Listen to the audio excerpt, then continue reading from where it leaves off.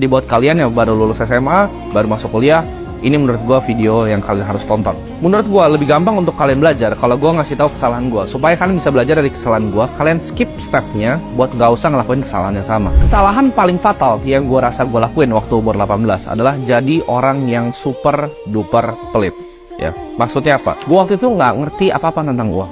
Gue nggak tahu uang itu benar-benar di-print dari angin. Gue nggak ngerti siapa yang ngontrol uang. Uang itu kayak gimana sih cara kerjanya? Karena gue diajarin dari dulu bahwa uang itu susah didapat, ya.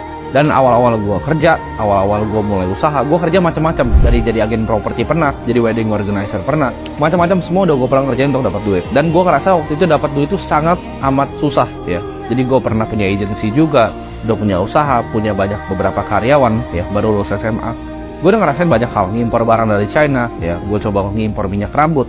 Gue coba ngimpor barang-barang aneh seperti sedotan, ya. Jadi cari market yang laku di Cina, gue coba replikain di Indonesia. Macam-macam udah gue lakuin. Tapi alhasil dari semua gue dapat uang itu, gue jadi orang yang sangat pelit.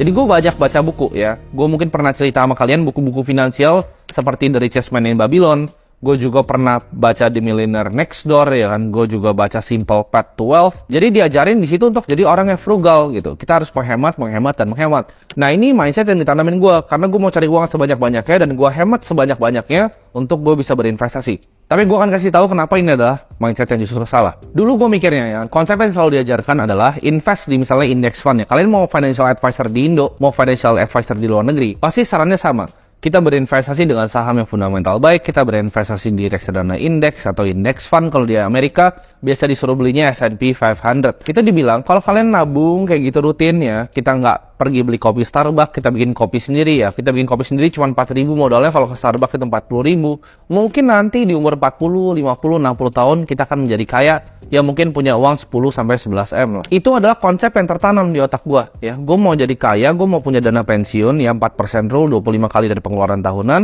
pada nanti gue umur 65 tahun, begitu. Jadi gue bisa pensiun dengan nyaman. Jadi gue ekstra pelit tuh. Gue umur 18, 19, bahkan sampai umur 20 tahun. Gue itu ekstra pelit. Jadi gue mau belanja apa tuh mikir dulu, ya. Jadi buat kalian yang baru lulus SMA, baru masuk kuliah, ini menurut gue video yang kalian harus tonton. Menurut gue lebih gampang untuk kalian belajar kalau gue ngasih tahu kesalahan gue, supaya kalian bisa belajar dari kesalahan gue. Kalian skip stepnya buat gak usah ngelakuin kesalahan yang sama. Kesalahan paling fatal yang gue rasa gue lakuin waktu umur 18 adalah jadi orang yang super duper pelit, ya. Maksudnya apa? Gue waktu itu nggak ngerti apa-apa tentang uang.